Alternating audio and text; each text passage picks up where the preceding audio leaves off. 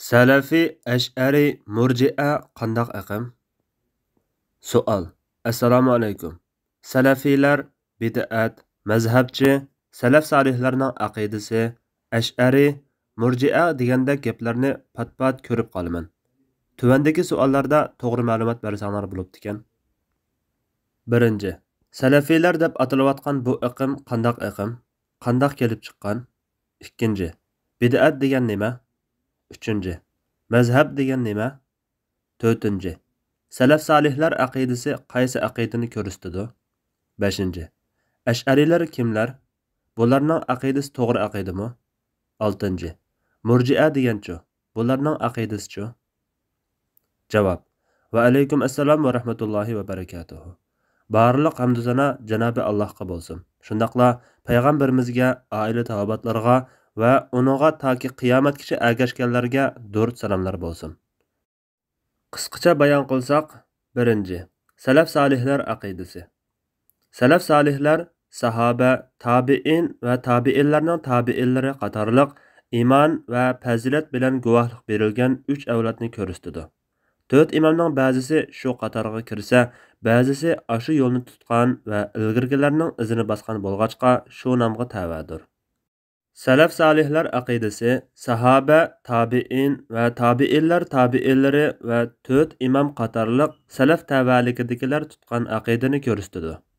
Lekin ashu salaf solihlarmi qat'iy va keskin doiradagi ul va asos masalalarda birdek qarashga kelgan bo'lsa-mu, aqidaning tarmoq masalalarida ijtihod qilgan bo'lg'achqa, tarmoq aqida masalalaridagi qarashlari o'xshash emas. Buningga azodichilik bor. Yana usul fiqhidami ba'zi qarash o'xshashmasligi bor. Demak, salaf solih aqidasi ashu 3 avlod fazilat egalari bo'lgan olimlarning birlikka kelgan aqidasi va ijtihod doirasidagi o'xshash bo'lmagan azoda qarashlarining hammani o'z ichiga oladi. 2. Salafiylik. Salafiylik ba'zida bid'atlarni tozalash, ba'zida aqidani shirkdan tozalash va soplashtirish, yana ba'zida boshqa sohalarda ilgirki salaf solihlar yo'lini tutib mengishni ko'zlagan islohot harakatidir. Masalan, Imom Ahmad aqlga asoslanishda chekdan oshirayotgan, naqlni chetga qoqqan va datalashga tayangan Mu'tazila, Jahmiya va Rafizilar qatorliq boshqa firqalarga qarata Qur'onning maxluq emasligi yoki iymonning kam ziyoda bo'lishi, iymonning aniqlamasi va cho'ng gunoh qilg'uvchining hukmi, taqdir va inson ish harakati, Alloh taolaning sifatlari va tavil masalasi qatorliq shu davrda o'tirg'i chiqqan ba'zi firqalarning oshqun qarashlariga radiya bergan va tortishilgan masalalarda salaf solihlarning izohotidan halqamaslik mavqesini tutgan.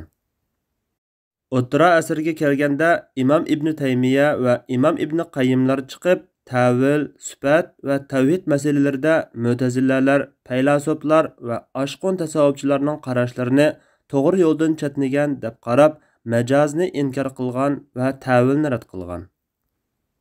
Davr talabi asosida shakllangan bu ilmiy mavqe kelgusidagi majozni inkor qilish va tavilni taltuks rad qilishdek ikkinchi bir oshqonliqning maydoniga kelishiga ul solgan. Imom Ibn Taymiya va uning mazkur ijtihodiy mavqesi garchi ayni davrda ijobiy rol o'ynagan bo'lsa-mu, biroq keyingi ergashuvchilarda passivlik va mutaassiblik holatining maydoniga kelishini keltirib chiqargan. Keyincha islohot harakati qo'zg'ab chiqqanlardan Shayx Muhammad ibn Abdul Vahhabmi tavil, sifat va tavhid masalalarida Imom Ibn Taymiyaning xos aqidaviy qarashlarini umumlashtirishni asos qilgan. Bu harakat shu davrda Vahhabizm deb atalgan.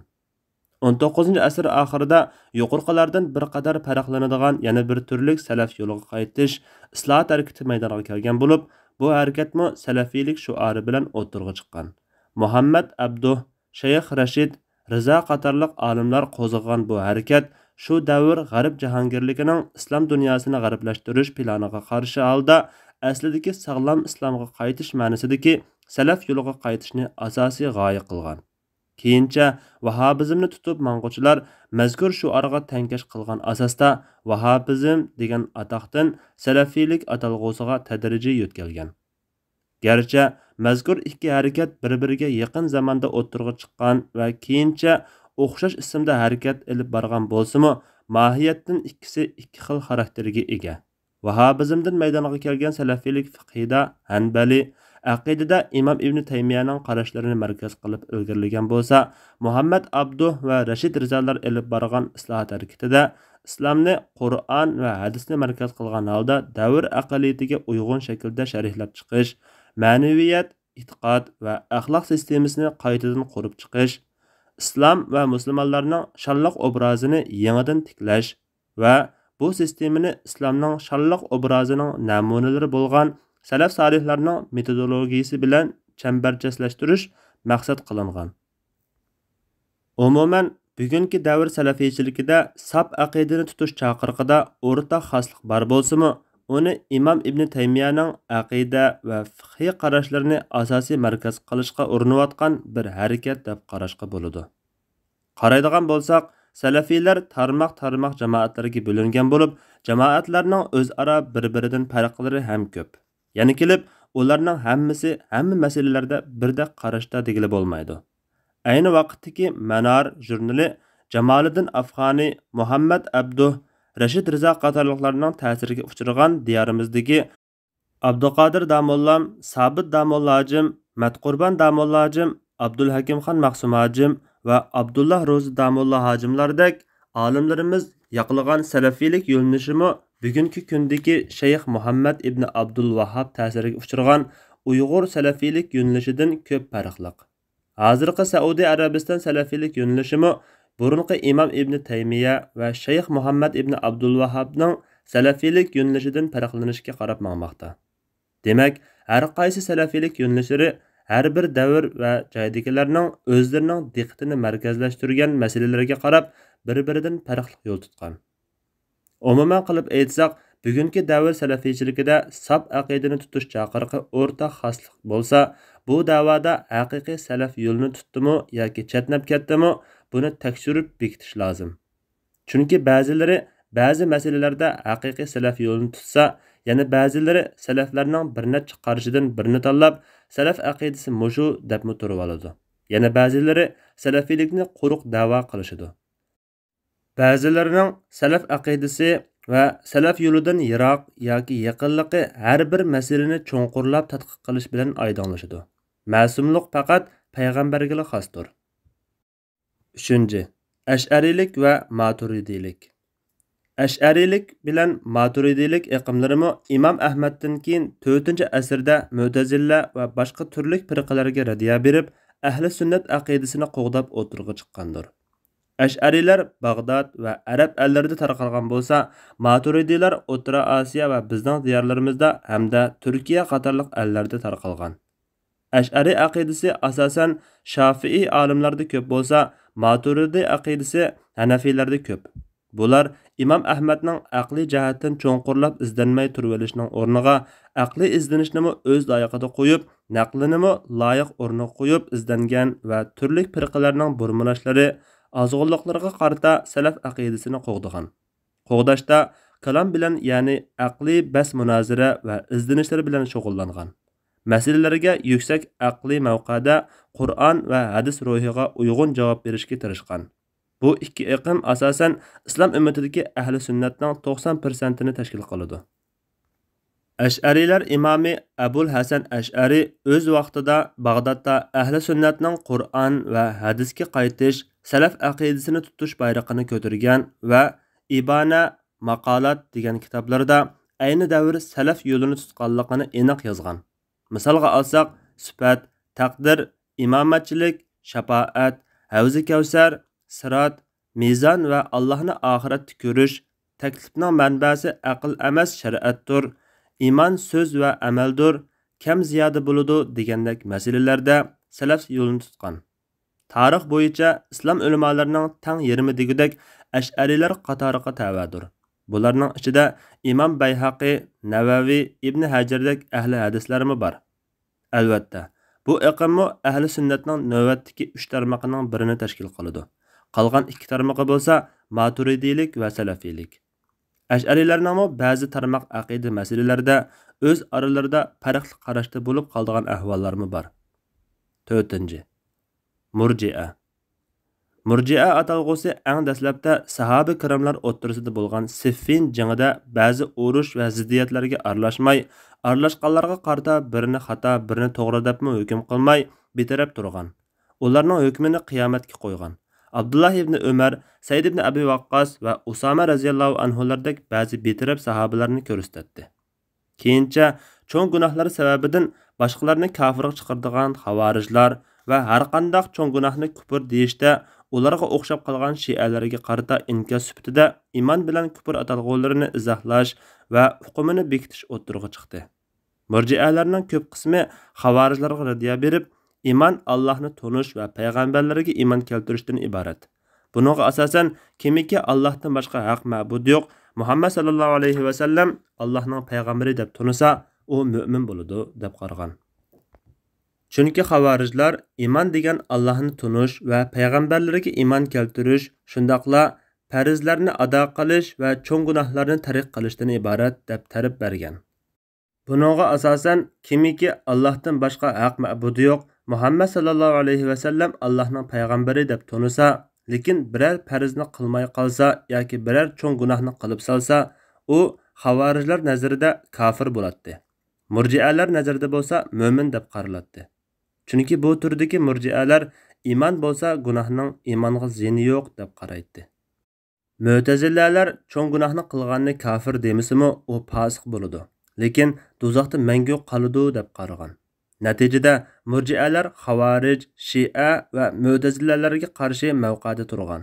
Ularning ba'zilari dilda tasdiqlasalar yetarli deb qaragan. Yana ba'zilari dilda tasdiqlamasimi, tilida iqror qilsa yetarli deb qaragan. Yana ba'zilari dilda tasdiqlash bilan birga tilda iqror qilishmi kerak degan. Umuman bu turdagi murjialar iymonli bo'lsa amal qilmasimi, gunoh qilsimi zini yo'q deb qaragan. Yana bular amalni butunlay yo'q chiqaradi. Lekin bu toifa Abbosiylar davriga kelganda asosan yo'qolib ketgan. Ba'zi ahli hadislar Imom Abu Hanifa rahmatullohi alayhilardek ba'zi imomlarni iymon kam ziyoda bo'lmaydi deb qaraganligiga asoslanib turib, amalni muhim emas deb qaraydi ekan deb fuqaholar murjiisi deb atib olgan. Amaliyotda Imom Abu Hanifa rahmatullohi alayhilar amalni taraq qilishga fatvo berib boqmagan. Balki farz va vojib amallarni qilmasa bo'lmaydi, harom ishlarni, gunohlarni qilsa bo'lmaydi. Buningga xiloflik qilganlar jazoga tortiladi deb qaraydi. Agar ular iymonni oldin o'ringa, amalni keyingi o'ringa qo'yishni maqsad qilib, Imom Abu Hanifa rahmatullohi alayhi qatorliq olimlarni murji'a demoqchi bo'lgan bo'lsa, buning zini yo'q. Balki bir qism olimlar bu xil mavqani bid'atchi murji'alardan farqlantirib, sunnatga uyg'un murji'ilik deb ta'riflashgan. Chunki Imom Azamning mazkur mavqasi mohiyatda oyat va hadislarga asoslangan, Qur'onda amalni iymonga ergashtirib, iymon aytgan va solih amallarni qilgan deb oyatlar kelgan.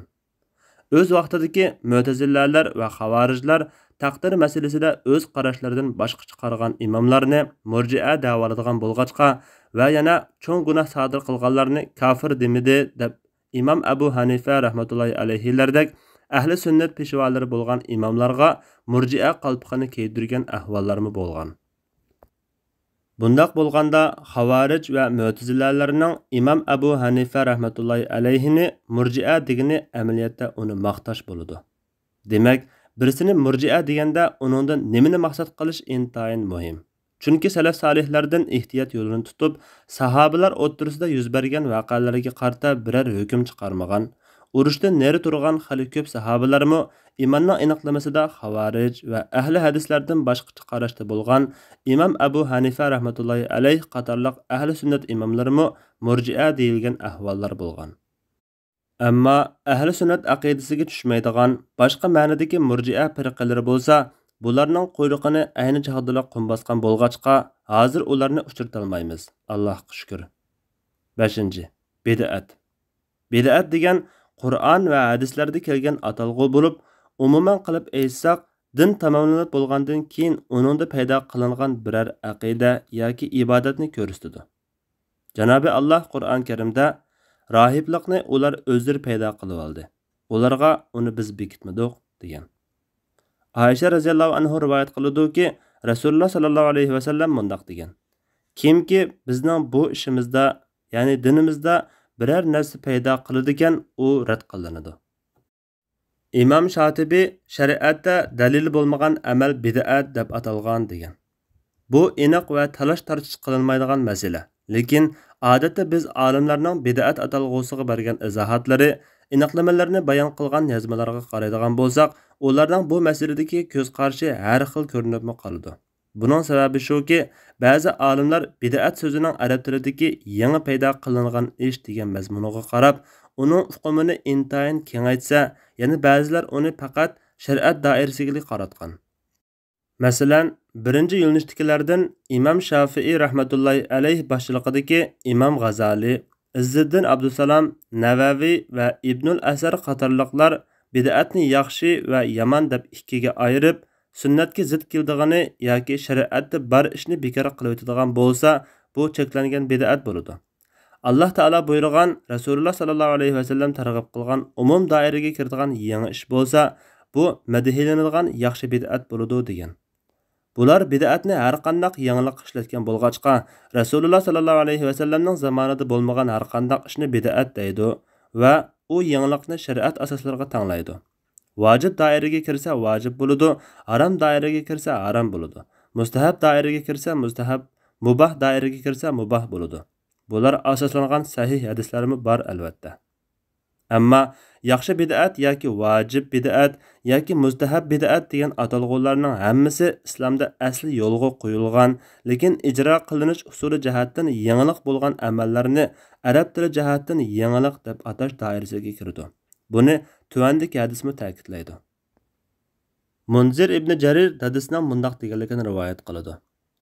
Biz bir tush vaqti payg'ambar sallallohu alayhi vasallamning qashida o'ltiratdik. Yalang oyoq, yerim yalang'och, uchilariga yung kiyimlarni artib olgan, yeniga qilich asqan bir guruh kishi keldi. Ularning ko'pinchisi, balki ularning hammasi degidek Muzar qabilasidan edi. Payg'ambar sallallohu alayhi vasallam ularning och va yo'qsul holini ko'rib, chiroyi bir qismi bo'lib ketdi. Andin uyiga kirib chiqqandan keyin Bilalni azon o'qishga buyurdi. Takbir tushirilgandan keyin namoz o'qidi. Namozdan keyin kishilarga xitob qilib: "Ey insonlar, sizlarni bir insondan yaratgan Parvardigoringlardan qo'rqinglar" degan oyatni oxirigacha o'qib, andin: "Ey mu'minlar, Allohdan qo'rqinglar. Har odam ata, ya'ni qiyomat kuni uchun yaxshi amallardan nimalarni tayyorlaganligiga qarasin. Allohdan qo'rqinglar. Alloh haqiqatan qilayotgan ishlardan to'liq xabardordir" degan oyatni o'qidi. Andin so'zini davomlashtirib: "Har kishi tillalardan, tangillardan, kiyim-kechaklardan, bug'doy va xurmalardan biror sodim bo'lsa-mu sadaqa qilsin, hatto yarim xurma bo'lsa-mu bersin" dedi. Ansarilardan bir odam xalila ig'ir bir xaltani aran ko'tarib elib kelib sadaqa qildi. Shuning bilan kishilar bir-birlab sadaqalarni akilishga boshladi. Qarasam, elib kelingan yemak-ichmak va kiyim-kechaklar ikki dövi bo'lib ketibdi. Payg'ambar sallallohu alayhi vasallamning xushalliqdan yuzining oltindek parqirab ketganligini ko'rdim. Shundan keyin Payg'ambar sallallohu alayhi vasallam mundoq dedi: "Kimki islomda biror yaxshi ishni yo'lga qo'ysa, uningga shu ishning ajri va uningdan keyin shu ishni qilgan kishilarning ajri bo'lib turadi. Bu ularning ajrlaridan hech narsani kamaytirib o'tmaydi. Kimki islomda biror yomon ishni yo'lga qo'ysa, uningga shu ishning gunohi va uningdan keyin shu ishni qilgan kishilarning gunohi bo'lib turadi. Bu ularning gunohidan hech narsani kamaytirib o'tmaydi." Yuqori hadisda sadiq qilishning yangi usuli yaxshi ishni yo'lga qo'yish deb sifatlangan. Halbuki sadiq qilish dinda bor ish, hamda u tariqada sadiq qilishmi cheklanmagan. İmam İbn Taymiya, İmam İbn Rajab va İmam İbn Hajar qatorliq yana bir turkum olimlar bo'lsa, bid'atni yaxshi yoki yomon bid'at deb ayirib yurmay, yuqorqi olimlar azg'unliq tava deb qaragan yomon bid'atlarni bid'at deb atagan. Shariatga muvofiq kelganini bid'at doirasiga kirgizmagan. İmam İbn Taymiya rahmatullohi alayh mundaq aniqlama bergan. Bid'at degan kitob va sunnatga yoki salaflarning ijmosiga xilof bo'lgan e'tiqod va ibodatlardan iborat. İmam İbn Rajab mundaq aniqlama bergan. Bid'at shariatda biror asosi bo'lmagan, keyin paydo qilingan ishdir. Ammo shariatda biror asosi bo'lgan ish bo'lsa, arab tilida bid'at deb atalsa-mu, lekin shariat cheklagan bid'at bo'lmaydi. Yuqorqi ikki yo'nalishdagi olimlarning bergan izohotlariga qaraydigan bo'lsak, ularning bid'atni izohlashda birdek qarashda ekanligini ko'ra olamiz. Ularning hammasining qarshida din yomon ko'rgan va ozg'unliq deb qaragan bid'at Imom Shotibiy izohlagandek dinda Allohning belgilamasiga o'xshatib, Allohga teg'im yaxshi qulluq qilish maqsadida yangidan paydo qilingan bir xil yo'ldan iborat. Yig'ib aytsak, bid'atning ma'nosi birla. U bo'lsa-mu dinda bo'lmagan bir e'tiqod yoki amaldir. Paydo qilingan amal ibodatlarning misollari ko'p. Bu fiqhida bayon qilinadi. Ammo e'tiqoddagi bid'atlarning misoli bo'lsa, masalan, Xavorijlar, Qadariyya va Rafiziylar paydo qilib olgan Qur'on va hadisda yo'q, salaf solihlar ijmosiga zid ba'zi e'tiqodlarni ko'rsatadi. Bu bid'atning aniqlamasi va izohat haqidagi nazariya tarafi. Eng muhim bo'lgani har bir aqida yoki amalga bu nazariyani tatbiqlash bilan birga tatbiqlashdagi samimiyat va qalb o'lchamiga solish usulidir. Chunki hozirga qadar ig'ir bo'layotgan ish har bir iqim, yo'nalish yoki madrasa o'zi ilgaridan tartib tutib kelayotgan biror e'tiqod yoki amalni bid'atning bekitilgan qalbiga solganida uni bid'at emas deb turib oladi. Shu qalbning o'ziga boshqalarnikin solganida uni bid'atga chiqaradi. Demak, bu ish oxiri har bir masalaga samimiyat, insof va ilmiy muomala qilishga qarashliq bo'ladi. Tarmoq fiqhiy masalalarda bunday ahvollar intayin ko'p uchraydi. Garchi sahih hadisdan dalili bo'lsa-mu, Hanafi mazhabining ba'zi bir qarashlarini bid'at deb turib oladigan ba'zi salafiy mazhab yaqilg'uvchilari agar shu qarashning o'zini yoki o'xshashini Hanbali mazhab yoki Imom Ibn Taymiya yoki Shayx Usaymin qatorliq Shayx Albanilardan biri yaqlagan bo'lsa, uni hargizmi bid'at demaydi. Bu gap Hanafi mazhab yoki boshqa mazhab yaqilg'uvchilarga o'xshashla tushidi. Mening qarashimcha, Alloh taolo boshqa har ish qilgandek bu ishdimi ilm tahsil qilgan va qilayotgan, izlangan va izlanayotgan ilm ahlilari yoki tadqiqotchi yoki da'vatchi, hatto avomlarga qadar bandalarning biror masalaga naqadar insof, samimiyat va xolis niyat bilan muomala qilishi yoki boshqacha pozitsiyada bo'lishni sinaydi. Buningga munosabatlik yana bir ixtilof sababi shuki, ojiz hadislarda yoki sahobalarning so'z, ish izlarida kelgan ba'zi ishlarni bid'at deb bekitishda qarashlar o'xshash chiqmasligi mumkin. Chunki ojiz hadisning hukmida sahobaning so'zi va ish izlarida qarashlar o'xshash emas. Ba'zida biror e'tiqod yoki amalning sahih dalili borligi yoki sunnatga uyg'un ekanligini bilmaslikmi uni bid'at deb turib olishga sabab bo'lib kelmoqda. Buni kundalik hayotimizda ko'p uchratamiz. Ba'zida biror masala haqida ikki xil hadis kelib qoladigan ahvollarmi bo'ladi. Misol uchun, chashgoh namozi haqida kelgan tuvandagi ikki xil hadisga qarab boqayli. Urva rivoyat qiladi-ki, Oysha radhiyallohu anha mundaq degan: Rasululloh sallallohu alayhi va sallam chashgoh namozini faqat o'qimagan, lekin men uni o'qiyman. Hazrat Oysha radhiyallohu anhaning bu so'ziga qaraganda, u Rasululloh sallallohu alayhi va sallamning chashgoh namozini o'qiganligini o'zi ko'rmagan. Chunki Rasululloh ko'pincha chashgoh vaqtlarida yo safarda, yo masjidda yoki boshqa ayollarning qashida yoki musulmonlarning ishlari bilan sirtda bo'ladi. Biroq u bu namozni o'qishning fazilatini o'zi Rasulullohning o'qiganini ko'rmagani bilan Rasulullohning yoki boshqalarning uni so'zlab berishi orqali xabardor bo'lgan bo'lsa kerak. Amaliyotda Rasululloh sallallohu alayhi va sallam Makka fathi qilingan kunda chashgoh namozini o'qiganligi Abu Hurayra va Abu Zar radhiyallohu anhularga o'qishni topilganligi sahih hadislarda kelgan. Yana tahi Oysha radhiyallohu anha o'zi boshqa bir hadisda Rasululloh sallallohu alayhi va sallam chashgoh namozini 4 rakat o'qiydi, xohlagancha ortiqmi o'qiydi degan. Muvarriq rivoyat qilib mundaq deydi: Men Ibn Umar radhiyallohu anhumadan sizlar chashgoh namozini o'qimlar deb so'rasam, u yo'q dedi. Amsa Umarcho desam, u yo'q dedi. Amsa Abu Bakrcho desam, u yo'q dedi. Amsa Rasululloh sallallohu alayhi va sallamcho desam, u Rasululloh sallallohu alayhi va sallamni o'qimaydi deyman dedi. Rasululloh sallallohu alayhi va sallamning Abu Bakr va Umar radhiyallohu anhularning chashgoh namozini o'qiganligini Ibn Umar radhiyallohu anhumaning ko'rmaganligi, ularning chashgoh namozini haqiqatan o'qimaganligini bildirmaydi. Faqatla Ibn Umarning ko'rmaganligini bildirdi. Rasululloh sallallohu alayhi va sallam Makka fathi qilingan kuni chashgoh o'qiganligini Ummu Hani radhiyallohu anha bilan Anas ibn Malik radhiyallohu anhu ko'rgan. Yana Rasululloh sallallohu alayhi va sallam Abu Hurayra bilan Abu Zar radhiyallohu anhularga choshgoh namozi o'qishni topilgan. Abu Osman an-Nahdi rivoyat qiladi-ki, Abu Hurayra radhiyallohu anhu mundaq degan: Do'stim Rasululloh sallallohu alayhi va sallam menga 3 ishni topilgan. Men ularni hayotla bo'ladiganman, o'lgich tashlamayman. Har oyda 3 kun roza tutish, choshgoh namozini o'qish va vitrni o'qib uxlash.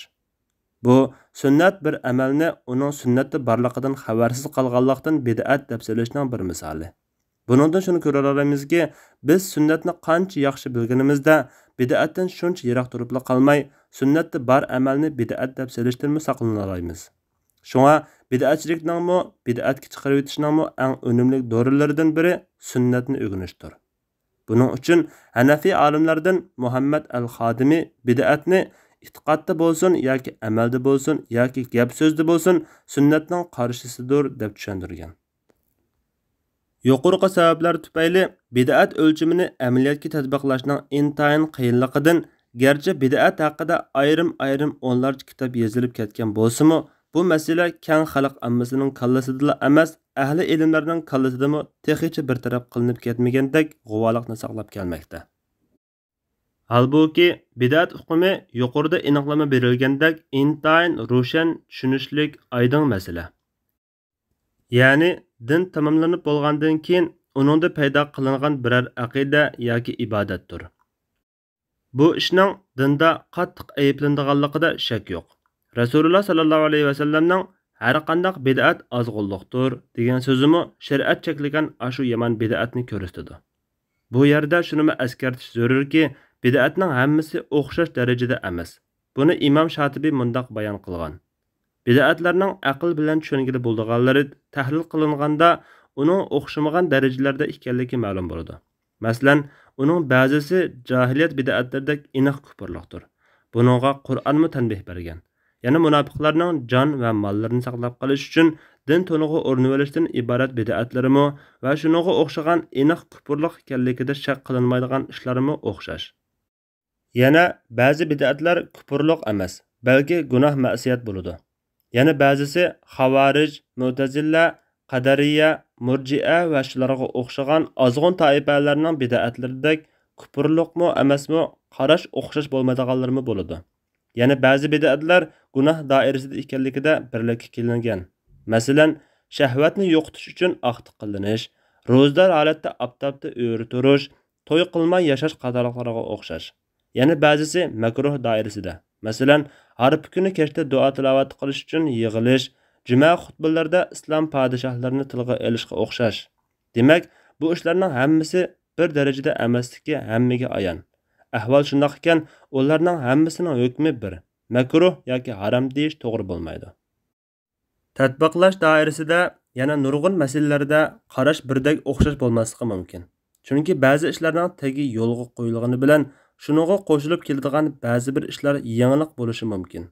Masalan, qabr beshida Qur'on o'qish, safni rostlash uchun siziq sizib qo'yish, masjidga mihrab chiqarish, namozdan keyin imomning yetakchiligida jamoatning tasbih va zikr aytishi va hokazolar. Bulardimi har bir shaxsning tutgan yo'nalishi, ergashgan madrasasi, yoqilgan qarashlarining ma'lum ta'siri bo'lishi mumkin. Shunga biror ishning bid'at yoki emasligini bekitishda yuqorida deganimizdek mumkin qadar ilmiy usulni qo'ldan bermaslik, samimiy bo'lish intayin muhim. 6. Mazhab. Mazhab atalg'usi arab tilida tutgan biror yo'l yoki e'tiqod yoki qarashdan iborat bo'lib, keyincha biror kishining ilmiy va amaliy masalalarda e'tiqod qilgan yoki tutgan ko'z qarashlari, prinsiplari va nazariyalarining to'plamiga qaratilgan bo'lgan. Bumi bid'at atalg'usiga o'xshashla e'tiqoddimi, fiqhiga tava amaldimi bo'ladi. Demak, biror mazhabni tutgan kishi boshqalar tutgan ko'z qarashlar, prinsiplar va nazariyalardan boshqacha yo'l tutgan bo'ladi. Bu atalg'u aslida islomdagi aniq bir ko'rsatma kelmagan masalalarda sahobalar, tabiinlar va ulardan keyingilarning ijtihod qilishidan kelib chiqqan. Bu turlik ijtihod qilish islomda yo'lga qo'yilgan va buningdan qarash o'xshashmaslikka kelib chiqqan. Siyosiy jihatdan Hazrat Osman radhiyallohu anhuning o'ldirilishi sababidan avjiga chiqqan xalifalikka kim eng haqliq degandek masalalar natijasida musulmonlar ahli sunna, shia va xavarij toifalariga bo'linib ketgan. Fiqhiy jihatdan duch kelgan masalalardagi turli ijtihadlar, turli qarashlarni va har bir qarashni tutib mangdigan olimlarni o'ttirg'a chiqargan. Natijada turli mazhablar musulmonlar orasiga keng tarqalgan. Biz biladigan Hanafi, Maliki, Shafi'i va Hanbali qatorliq 4 mazhab ahli sunnaga tava eng mashhur mazhablardir. Bulardan boshqa Shialarning 12 imom mazhabi, Zaydiya mazhabi, Xavarijlarning Ibazi mazhabi va yana o'z oldiga qiyosni rad qiladigan Zohiriya mazhabi bor. 7. Mazhabchi. Mazhabchi degan atalg'u yuqorqidek biror mazhabning qarashlarini ching tutadigan kishini ko'rsatadi. Buningga yaqin keladigan yana bir atalg'u bo'lsa, mutaassib yoki mazhab mutaassibi degan atalg'u bo'lib, bu o'zi yoqlagan mazhabni dalilsiz qo'llashni ko'rsatadi. Bu ahvol mujtahid imomlar davridan keyin Hijriya 4-asrda umumlashgan qatmanliq va qarg'ularcha agish to'lqinida paydo bo'lgan bo'lib, har bir talib yoki ahli ilm o'zi ilm o'qigan ustozlari agashgan mujtahid imomlarning qarashlarini yoqlagan. Ijtihod ishga taqaldi deb imomning so'zini Qur'onning harflaridek bilgan, samimiyat yo'qolib, havoyi havas hokim bo'lgan. Buning natijasida tuvandagidek yomon oqibatlar kelib chiqqan. 1. Qarshi tarafning Qur'on va hadisdan aniq dalili bo'lsa-mu, o'z mazhabini to'g'ri deb turib olish. 2. Adovatlashish va tafriqchilik. 3. Qarshi tarafga xato fatvo pichish. 4. Quruq bas munozara qilish va havoyi havasga ergashish. Buning bilan chatishliq yana bir atalg'u bo'lsa, oshqo'lliq bo'lib, bu ilmiy asosdan chatnab, biror masalani shariat o'lchimi bilan o'lchamaganlikdan, o'lchaydigan biror metodni qo'llanmaganlikdan, chingni bo'shitib, bo'shni chingitib, tangponliqni yo'qotib qo'yishdan, zulm va nohaqchilikka uchrashdan, shundoqla reallikni atrofliq to'g'ri tushunmaganlikdan kelib chiqadi. Natijada musulmonlarda bo'linish, dushmanni bir yoqda qoldirib qo'yib, bir-biri bilan tutishish, fatvo qalaymaqonchiligi, ulamolarni ko'zga ilmaslik, islomning go'zal haqiqatini sat ko'rsatish qatorliq ig'ir ahvollar ko'riladi. Buning uchun ulamolar mutaassib va oshqonlarga da'vat sohasida bo'shliq tashlab qo'ymay, umum musulmonlarda islom aqidasini tiklash va imoniy qimmatlarni yetildirishga, har bir musulmonning ruhiy dunyosiga uzuq bo'ladigan ma'naviyatidagi ussizlikni qondiradigan va kimligini o'ziga aslatadigan asoslarni qo'pirishga alohida ahamiyat berishi lozim. Albatta, to'g'ri xatoni ayiradigan dalildir. Haq dalil isbotlaganidir. Buning asosan biror mazhabga taassublik qilmay, biror olimni ulug'lab, uni xatosiz deb qarab olmaslik lozim. Hanafi mazhabining ching tutib mazhabchilik qilganlarmi bo'lganidek, yaqinqi zamonlarda Qur'on va hadislarni tutamiz, mazhab tutmaymiz degan chiroyli da'vo bilan chiqqan ba'zi kishilarmi bor. Garchi ularning niyati yaxshi bo'lsa-mu, lekin ular o'zlarining Hanafi mazhabchilaridanmi o'tab o'z mavqelariga nisbatan mazhabchi ekanliklarini bilishmaydi. Amaliyotda ular ya Imom Ibn Taymiya qarashlarini, ya Shayx Bin Baz yoki Usaymin qarashlarini, hatto Shayx Albani qarashlarini %100 to'g'risi shu, boshqalarning xato deb o'zlari ayiblagan mazhabchilik patqiqiga burni qulqigacha petib ketgan. Ularning oldida mazhabchilik qilmaslik gipi bo'lib qolsa, Hanafi mazhabchilik qilmaslik deb tushunadi. Hargizmi Hanbalichilik yoki Ibn Taymiyachilik qilishni tushunmaydi. Bular 4 imom boshchiligidagi salaflarimizning qarashlarini yo'q chiqarib, ijtihod da'vosi qiladi-yu, o'zlarida ijtihod salohiyatining yo'qligini bilishmaydi. Mazhab kitoblaridan qochib, ya Ibn Taymiya mazhabi, ya Shavkani mazhabi yoki Albani mazhabini ching tutib oladi. Bular mazhabchilik kasalini davolaymiz deb, uningdanmi ig'ir bo'lgan patparashlikni keltirib chiqardi. Yana ba'zilar ahli hadis yo'lini tutamiz deb chiqadi. Tarixdagi har bir hadis olimini tekshirib chiqsak, uning biror mazhabga tava yoki mansub ekanligini, 4 mazhab imomlarini hurmatlaydiganligini, muqaddaslashtirmaydiganligini ko'ramiz. Yana ba'zilari o'zlarini salafiy deb salafga mansub qilib oladi. Haqiqatda u salaf tutgan yo'lga emas, o'zining nafsi bilan havoyi havasga ergashadi. Gezi kelsa, salafning qarashlarini cho'rib tashlaydi. Bu sababdan o'zlarini salafiylikka mansub qilib olganlar o'ttiridimi nurg'un shaxsiy iqim, o'xshamagan qarashlar mavjud. Ilgirki 4 mazhab imomlari bo'lsin, yoki keyingi Imom Ibn Taymiya yoki Shayx Usaymin qatorliqlar bo'lsin, hech biri mazhab ta'assubchiligiga chaqirgan emas. Mazhab ta'assubchiligiga mayli Hanafiy chaqirsin, mayli Salafiy chaqirsin, bu Allohning shariatini ziydilaydigan xatarlik ahvoldir. Hazrati Ali radhiyallohu anhu haq biror shaxsga qarab tonilmaydi. Haqni bilginki, uning ahlini bilgaysan degan. Ahvol shundoq ekan, fiqhni mazhab kitoblarini asos qilib o'qisin yoki tafsir hadislardan olsin, biror masala ustida izlanganda cho'qim astoydil, samimiy bo'lish, havoyi havasga emas, dalilga ergashish, boshqalarga qarta insof bilan muomala qilish zarur. Vallohu a'lam. Fatvoda doktor Abdulaziz rahmatulloh. 2017 yili 3 oyning 2 kuni.